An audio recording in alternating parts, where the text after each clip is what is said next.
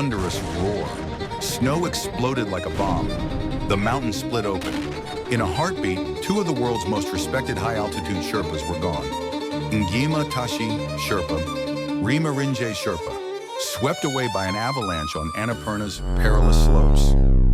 April 7, 2025. They were not tourists, not thrill seekers. They were seasoned climbers, leaders, brothers to their teams. And in one moment, everything changed. What choices led them here? What forces of nature were at work? What could have saved them, if anything? Ngima Tashi wasn't just another climber. He had summited Everest multiple times. 18 8,000-meter peaks, countless rescues. Rima Rinje, a veteran of 7 8,000-meter expeditions. These were legends in the Himalayan world. Today, families, friends, and climbers around the world are struggling to accept what happened. What could make the mountain win, even against its best? It was early spring on Annapurna, peak season for summit attempts. Teams from multiple expedition companies were on the mountain, fixing ropes, carrying oxygen, preparing for the final push. The weather had been unpredictable, snowfall heavier than forecast, crevasses wider, conditions unstable. Ngima and Rima were part of the rope fixing and logistics team for 7 summit treks, one of the largest operations on the mountain that year. Ferrying bottled oxygen up the mountain is routine, deadly routine. But today wasn't routine. Above Camp 2, around 5,600 meters, conditions were brutal. The snow was heavy, the wind unpredictable. Every step demanded total focus. Forecasters had warned of unstable snow, but climbers had to choose, push upward or wait. Every minute counts when racing a weather window.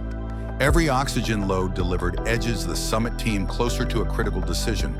That decision, to continue the oxygen carry, would have consequences no one could foresee. At about noon, a massive avalanche thundered down from above Camp 2. The snow wall hit without warning. Pemba Thenduk Sherpa, also caught, miraculously saved himself by bracing against the slope. But Ngima and Rima were swept away. There were no screams, just white, just silence. Moments earlier, climbers above had no idea what was happening below.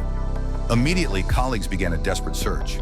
Sherpas racing against the clock, helicopters scanning the slopes, heat detectors and reco equipment, voices shouting into the wind. But deep snow, unstable terrain, fear of more avalanches. The grim truth emerged. The mountain had claimed them. After days of searching with no trace, the decision was made to suspend rescue operations. There was no sign of life. So what went wrong? Was it just bad luck or something more? The route between Camp 2 and Camp 3 is notoriously dangerous, avalanche-prone, exposed. The decision to push oxygen higher, driven by summit pressure, put them in that zone. Conditions were unstable. Crevasses had widened after a dry winter, followed by heavy snow. This was not lack of skill. This was the brutal calculus of high-altitude risk, timing, weather, terrain. They decide life or death. Ngima Tashi and Rima Rinje were not just guides. They were guardians of countless climbs, mentors to young Sherpas, pillars of Himalayan mountaineering. Their loss reminds us, the mountains don't negotiate. Everest, K2, Annapurna. They don't care who you are. What would you have done? Stayed, waited, pushed on? Is the summit ever worth a life? In the end, the mountain teaches humility. Even the best, the strongest, the most experienced, can be humbled in an instant. We remember Ngima and Rima not only for how they died, but how they lived, as masters of their craft, willing to take on the greatest challenges, to help others reach their goals.